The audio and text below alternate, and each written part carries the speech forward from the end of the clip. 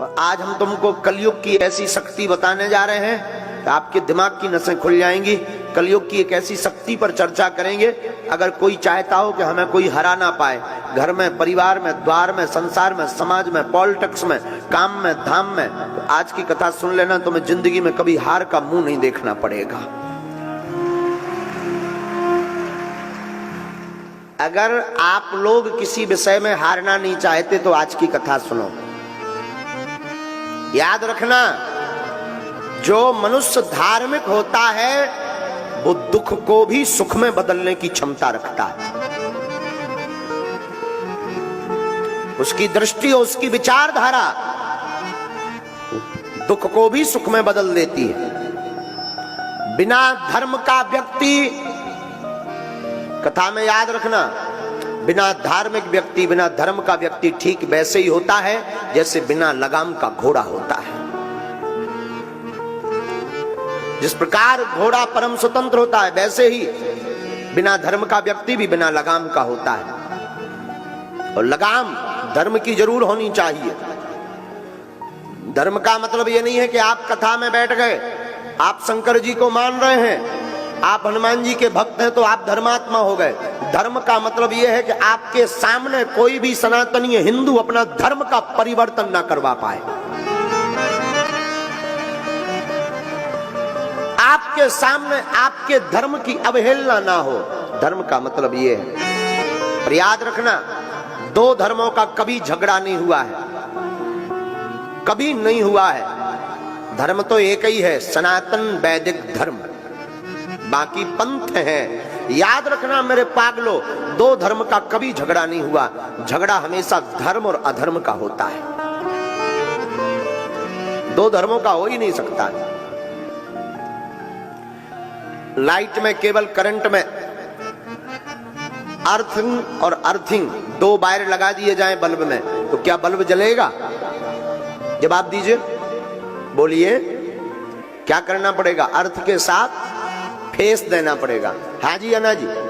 Neutral के साथ में हाँ जी अन्ना जी, तभी जलेगा ना।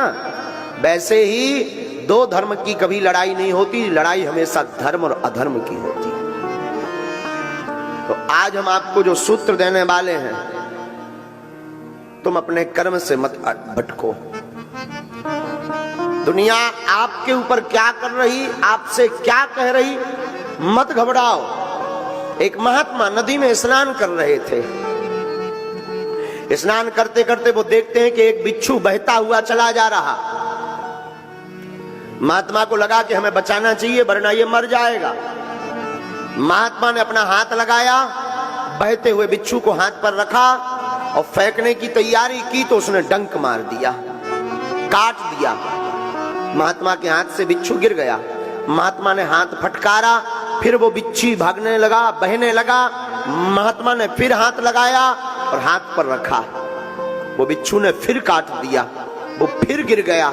महात्मा ने फिर हाथ फटकारा, विदिन 50 बार बिच्छू ने काटा, हाथ नीला पड़ गया, जहर चढ़ गया, हाथ में सुन्नपन आने लगा। नदी के किनारे हमारे तुम्हारे जैसा कोई एक सज्जन खड़े हुए थे। उन्होंने कहा, ए बाबा, पागल हो क्या तुम? तुम्हारी बुद्धि सठिया गई? वो काट रहा और तुम उसे ही बचाने का प्रयास कर रहे हैं, ऐसे को मरने दो। क्या जरूरत है उसको बचाने की? जो काट रहा हो, जिसके साथ तुम अच्छा कर रहे हैं, वो बुरा कर रहा है, तो क्या आवश्यकता है उसको बचाने की? क्या जरूरत है उसको हाथ पर रखने की?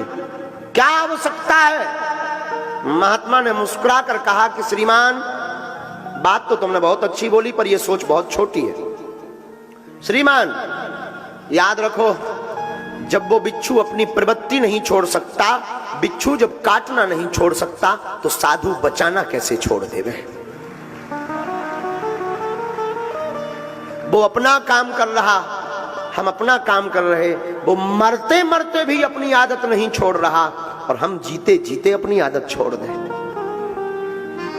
इसलिए मेरे पागलों, दुनिया का काम कहना है। उनको आदत पड़ी है कि तुमको कुछ ना कुछ वो बोलेंगे बोलेंगे बोलेंगे, लेकिन तुम्हारी जिम्मेवारी है दुनिया को बोलने दो। तुम डिगना नहीं, तुम बहकना नहीं, तुम अपने रास्ते पर बढ़ते कदम चले जाना, एक दिन मंजिल अवश्य मिल जाएगी।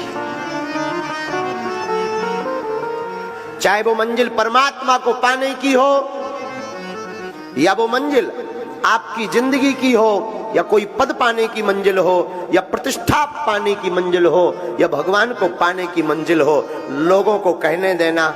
लोग कहते रहेंगे, तुम बढ़ते जाना और एक दिन मंजिल पा जाओगे मेरे पागलों। आदत मत छोड़ना, लोगों के कहने पर तुम बहक मत जाना, लोगों को कहने पर तुम हट मत जाना। याद रखना, अहिंसा धर्म है। अहिंसा ना करो, बहुत अच्छा है, लेकिन धर्म पर कोई घात करे और चुप बैठो तो ये भी पाप है। धर्म पर कोई घात करे तब बोल देना चाहिए, ये भी धर्म है। वो सूत्र जिसके लिए तुम बैठे हो, उस सूत्र का नाम है एकता। क्या नाम है? जोर से बोलो ना, पीछे वाले। त्रेतायाम मंत्रम शक्तिश्च ज्ञान शक्ति कृते युगे, द्वापरे युद्ध शक्तिश्च